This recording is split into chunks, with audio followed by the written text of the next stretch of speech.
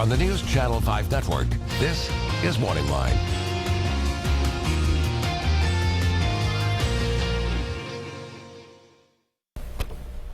Good morning, everyone. Nick Barris here. Thanks so much for joining us on MorningLine on this Monday. I hope you had a good weekend.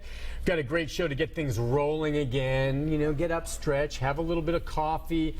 You're watching us already, so that's great. The TV's on, and you can join in the conversation, perhaps as you're sitting on your couch, having your coffee, and the dog or cat's jumped up, or if you have the bird on your shoulder, or the poisonous snake you've already fed it. No.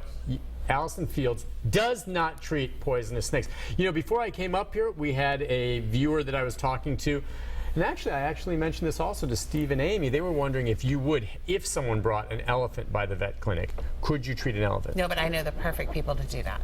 Out at home, Walt? At the elephant sanctuary? No, who would do that? The vet at the zoo, Dr. Robertson. Oh, would treat the elephant. She's a good buddy. So yeah. it would be a referral. Absolutely. Okay, so you're not going to let any animal suffer. Oh, no. You're going to find someone to care for them. Somebody, somewhere, somehow. Well, it's nice to see you. Allison has not been, it seems like longer than usual this time. It's probably because I miss you when you're not around. 5 weeks in April. Okay, so, you know, that's what it was. That extra weekend April was seems great so long. because we got 3 paychecks. Oh. Every 2 weeks, kind of worked out that way. It's sweet. Yeah, a couple months a year, that happens. Every once in a while. I mean, it's a bonus. Yeah, like I need that. Listen, Allison's with us. The phone number's on the screen, 737-7587. If you have questions about your pets, you are a veterinarian. Yes. You treat. I don't just play one on TV. All nature of animals, you know, the typical animals that people can legally own, correct? I do just small animal, which is considered dogs and cats. But our practice sees small animals and exotics. There's a lot of clinics around that will see what we call pocket pets, rabbits and guinea pigs and ferrets the sugar darters, and sugar gliders. And, sugar gliders. Yeah. Then a lot of ones we'll see birds and reptiles and stuff like that. Is there any new trend toward any kind of animal these days that you see, aside from cats and dogs, which of course are always going to be there? But I think you know, the new trend is for a while there was pot-belly pigs, right? And then what is it really now? never turn out to be pot-belly pigs. Right.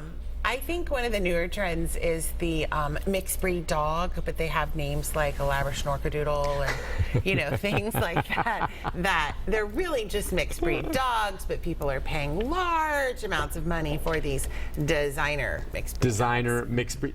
So when they say mixed breed, is that a new breed? I always wonder about that, like the Labradoodle or what is that, pug and a puggle. Puggle, yeah. You know, the guy who created the Labradoodle wishes he never did it. Why is that? They tend to have some health problems just from the creation of that species. I read an article by him not too long ago about he wishes he'd never done it. Well, does that become a new breed when someone decides to take 2 purebreds and breed them, and then you get a mix between them, and that just becomes one that now is accepted as a... The Labradoodle is probably the closest because there are, I don't know if you remember your genetics class, but there's F1, F2, F3, which are descendants. Like your grandparents would be the first pair, and then your parents would be F1 and you're F2. All right. So I don't know that it's been recognized. I don't know. I haven't looked into it by the AKC or the CKC or the British KC, if that's actually been recognized as a breed. There's a lot of question about how do you recognize a breed and who's in charge of that, and most of the time it falls to those groups that have shows where they show dogs, and I honestly can't remember ever seeing a mixed breed dog that has become in recent history, because if you think about it, like take a Clumber Spaniel for instance, they are a mix between a Basset Hound, and I think there might be a little St. Bernard in there somewhere, and there's other Spaniels in there. And so it's a mixed breed dog that was made, but bred. No, I know what you're saying, yeah. Hundreds of years ago. And because I wonder if time spent. That's how we got all of these breeds, because, you know, there weren't all of these breeds originally. These Old English Bulldogs, you know, they were bred to look the way they do now. You know, 200. If you find pictures from 200 years ago, or as far back as we can find pictures, the breeds then look quite different from the breeds now. Yeah. I mean, you can still see that, oh yes, this is that dog, but when you start looking at the structure and the conformation, they look very different. Okay. And so I don't really know if that's a great question. I mean, isn't that, but you make good points on that. If you go back far enough with any breed, at some point, except now, I thought I was reading somewhere where the two oldest breeds are Greyhound and Pug, going way back. And I don't know if that's true, but going way back. But at some point, were there two types of mongrels that came together to make a Pug or to make a Greyhound if they're the two oldest ones? I mean, it's time, well, that perhaps. makes sense because those dogs are typically found or from like a pug is a Chinese pug. Yeah. And China has been around for a lot longer than the United emperors States. loved them. Right. The emperors loved pugs, the know. Chinese emperors. Is that why you have them? You want to see the fact Do you like think you're those an pugs emperor? were, don't you think that the emperors just loved them because the pugs would walk in, they just laugh at they them? had a job at one point, and I What can't was remember. the job That's for what a I'm trying pug? to remember. Pugs never had a job No, they besides did. cleaning up scraps. No, I know. They're the Hoovers of the dog world.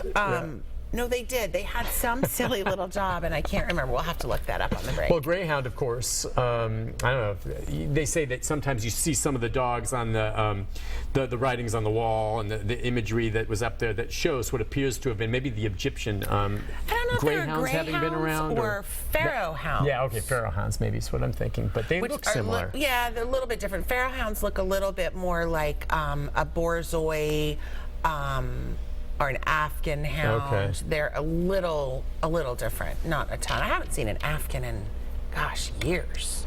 Wonder It's what happened to interesting that. too. Nowadays, if you're listening to this and looking at your dog, and you may think to myself, I have a mutt, like many of us do, and they're wonderful dogs. You can do DNA testing on them now, Absolutely. which is We do a DNA testing. It's a health analysis report, and not only does it give the breed makeup of your dog, but it's really interesting. It gives it, once it figures out the breed makeup of your dog, it then looks at the databases of what genetic problems these breeds are prone to, and then they run to see if they have the changes in their DNA that predispose them to those diseases, which is really nice. So if you know that, what can you do with that info? Because I was about to ask you, aside from just your curiosity about what's in this dog that I've got here, which Right. I think is interesting. I mean, I think there's that unto itself is worth it. But is there anything real practical you can learn that Yeah, will help you? So if sure. you learn there's a genetic marker for some illness, then you know to be on the lookout for it. And you know, or there maybe are, take preventive measures. sometimes maybe? you If can. it's genetic, what Typically, can you with do? you can't do a whole lot, but you can be proactive about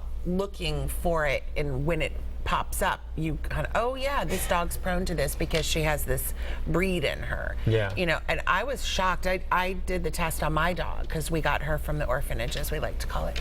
And so for my husband's birthday last year before, I can't remember, we did the genetic health analysis. So we found out what she is, but I also got a list of all of these things, genetic and congenital problems that boxers and labs and Old English bulldogs and Vizslas are prone to, and then they tested her for these things, and some of them are like negative, and some of them are borderline, and so it was really interesting, and so there's a lot of, well, there's not a lot, but there are several different companies that make the DNA tests, and like the ones you order online are typically a cheek swab, Okay. and I think that is strictly breed. All right. I don't know that they do the health part. You need blood to do the health part, or Ours is blood, yes, and blood. it's about 100. I was going to ask you, for yours, what was $100? You know, I think it ranges in different clinics anywhere from probably 115 to 150, Okay, all right. and in there. So Just for dogs, I guess. Would there cats? I don't know. think they have cats out yet. Yeah. Again, though, cats, going back. I don't know. But there's a lot fewer breeds of cats than there are of dogs. Right. Oh, there's so many with dogs. Yeah. I just think that would be really interesting. And were you surprised at anything that turned up in your dog? I was. I really thought that she probably had some pit bull in her, which was totally fine. I adopted her because Sure. she's precious, but she doesn't. She is one of her parents was a full boxer lab cross, and the other parent was an Old English Bulldog mix crossed with a Vizsla mix. God, that's crazy. I know. So her coloring is very lab. Yeah. Her body is very boxer.